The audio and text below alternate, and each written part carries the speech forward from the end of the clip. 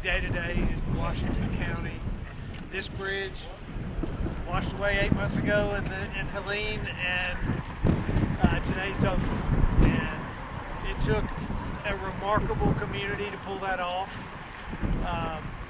The people of this part of the state came together in unprecedented ways to serve one another and to come alongside one another, local officials, members of the General Assembly, the TDOT workers, the contractors.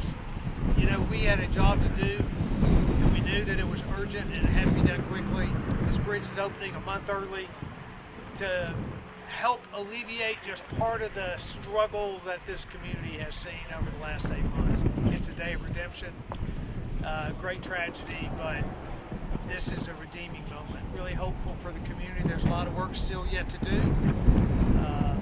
A lot of folks still having struggles that people are continuing to step up alongside them and meet those needs, but today is a day of celebration. Glad to be here. Happy to answer your questions. Could you just talk about some of the hurdles that had to go through the representatives that were kind of, bugging you every day to get out here, and just kind of the work that had to be put in to get you? Yeah. These representatives and senator and mayor, they're advocates. They represent the people in this community, and they knew that the people were hurting in this community. So, yes, they called, they advocated, they pushed because it had to be done. And we responded to that because it had to be done. And so I think the partnerships that have taken place in this community to make this bridge, which is just one example. We opened a bridge last week that also was, in record time, and we've opened roads. We have continued to build and continue to rebuild, and a lot of it is because of the work of the people in the community and those that represent them. So there's a lot of progress that has been made and is still to be made in East Tennessee. Where does the reopening of this bridge put us on the road to recovery? Well, I think it's an example. It's one example of a long road of recovery. It began the day after the flood. This is a stepping stone. It is a point on the path to recovery. As I said, there's a long way to go. There's a lot of work yet to do, but we are very hopeful about where we are in that progress, and we'll continue to do it until the job's done. Are there any specific projects that you could mention that are nearing completion here in the year? Yeah, why don't you talk a bit about particular road projects or bridge projects that are underway? So in the aftermath of Hurricane Helene, as you all know, we had 49 closures as a result of that. And so we went to work the next day, as the governor said, and we got many of those open very quickly.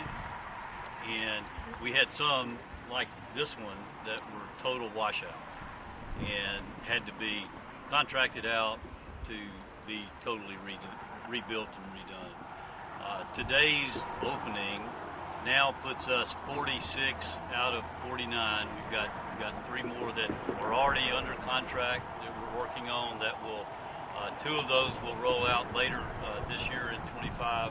One will go into 26, I believe. But we're on the road to recovery here to be able to make sure. And as the governor said, the asphalt and the steel and the concrete that we see here today does not represent the true community input that we have seen over the last 8 months since this hurricane hit. It truly has been a community-wide, state-wide effort, including our federal partners, and as you see here today, our state legislators. So we're close to the end from a TDOT standpoint, but there's still a lot of people who've been impacted, who are suffering, and the effort continues to go on to help those people as well. And I'll add one other comment. And Butch said this earlier, the commissioner said earlier, that we are talking about steel and concrete and asphalt, but this is about people.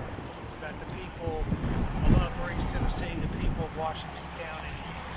This is about serving the people, and that is what the effort has been for 8 months, and it'll continue to be going forward. How vital was the Modernization Transportation Act and the President's bill? So we brought to the General Assembly the Transportation Modernization Act a couple of years ago, and it was a forward-thinking strategy because we knew that we needed to have an alternative funding stream for roads and bridges and highways. We need to be building roads and bridges and highways in this state. We're one of the fastest growing states in the country. We have people moving here, we have companies moving here, and we have greater needs for transportation than ever before. But we had to find a way to do it without raising taxes on the people and without going into debt for the state, something that was really important to us.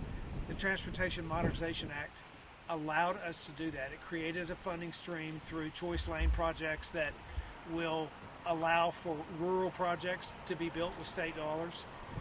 It also changed the delivery model. So this bridge was built in a different delivery model than we've ever built bridges before.